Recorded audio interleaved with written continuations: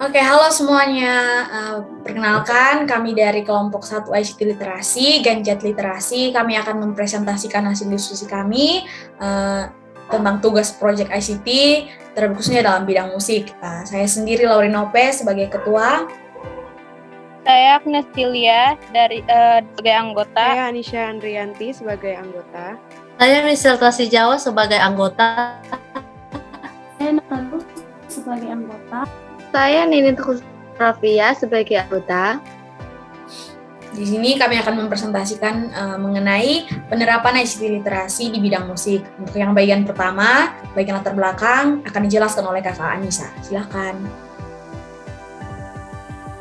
Mengenai latar belakang kenapa kami memilih untuk menjelaskan tentang penerapan industri musik. Musik pada era globalisasi ini semakin berkembang dan meluaskan job opportunity.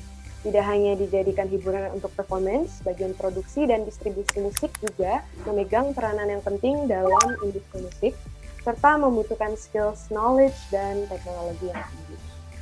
Untuk menghasilkan suatu karya yang layak didistribusikan ke berbagai platform, terutama digital, suatu lagu harus memiliki standar yang disesuaikan dan harus diolah oleh seorang produser yang bertugas untuk mengaransemen ulang demo yang diberikan oleh artis, kemudian memilih elemen-elemen instrumen yang tepat dan sesuai dengan gaya dan tujuan dari penyanyi tersebut. Seorang produser harus memiliki skills yang tinggi dalam segi kreativitas, teori musik, dan yang tidak kalah penting adalah pengoperasian software untuk mewujudkan ide dalam bentuk yang bisa didengar, yaitu berupa rekaman. Software yang dibutuhkan disebut dengan DAW atau Digital Audio Workstation, dan seiring berjalannya waktu, DAW ini semakin memiliki fitur yang sangat memudahkan para produser dan bahkan musisi-musisi lainnya untuk berkreasi dan juga tidak melimitasi kreativitas tersebut. Software yang dibutuhkan yang disebut dengan DAW itu akan diproses dan kemudian lagu itu akan dilanjutkan untuk pendistribusian yang dilakukan oleh tim distribusi dan juga publisher. Dengan adanya dunia online, karya para musisi lebih mudah untuk diakses semua orang di berbagai bagian dunia. Hal tersebut membuktikan bahwa penerapan ICT pada pendistribusian musik sangatlah dibutuhkan. Namun pastinya nilai plus dan minus. Dalam sisi positifnya, seorang artis kini bisa mendapat dan mencapai targeted audience melalui internet tanpa adanya batasan regional, dan keinginan seorang penyanyi untuk go internasional kini lebih memudahkan para artis-artis tersebut untuk berusaha mencakup audiens luas. Namun di sisi negatifnya, akses yang begitu mudah terhadap suatu karya dapat disalahgunakan dan dapat terjadi plagiarisme yang bisa jadi tidak terdetek karena luasnya internet atau hal-hal lain yang merugikan original artist dari lagu tersebut. Oleh karena itu, penting sekali untuk mengurus hak cipta dengan teliti yang biasanya dilakukan hak cipta tersebut itu untuk hak digital.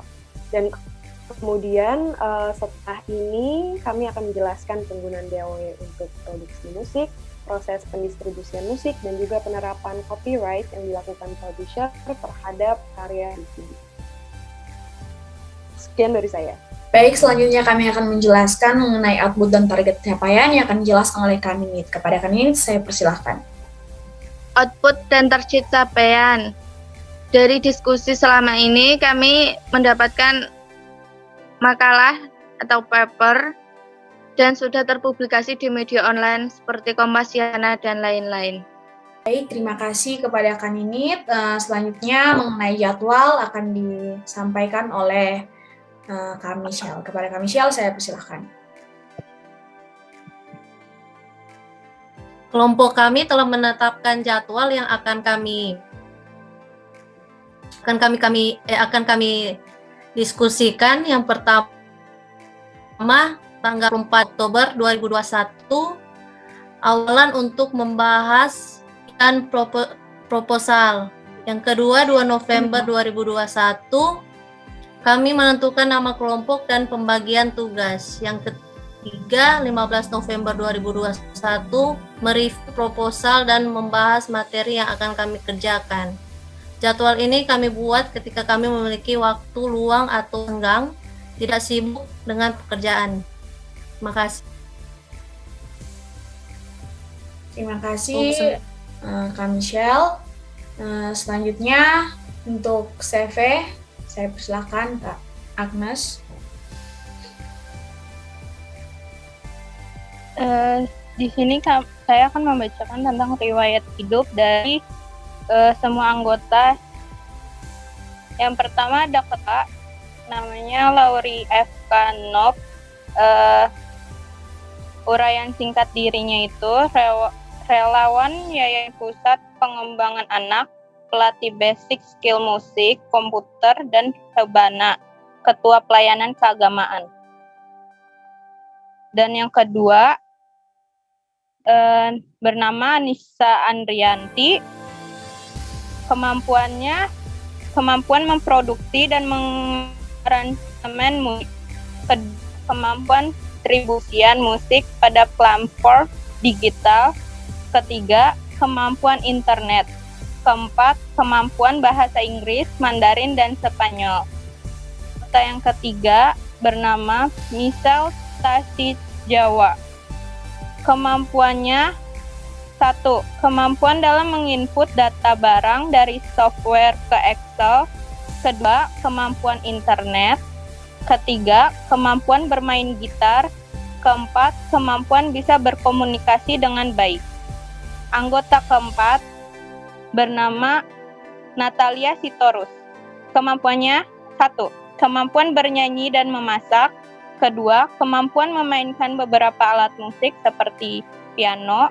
Ketiga, kemampuan menghasilkan sesuatu karya, misalnya pernak-pernik hiasan rumah dan kamar. Anggota kelima bernama Ninis Kusno Sofia. Kemampuan bela diri dan membuat jajanan dan makanan ringan. Dan anggota terakhir bernama Agnes Cecilia Saputri. Kemampuan mampu mengoperasikan komputer atau Word, Excel, PowerPoint, dan PDF. Kedua, mampu menggunakan bahasa Inggris dan bahasa Indonesia dengan baik. Sekian penjelasan dari saya.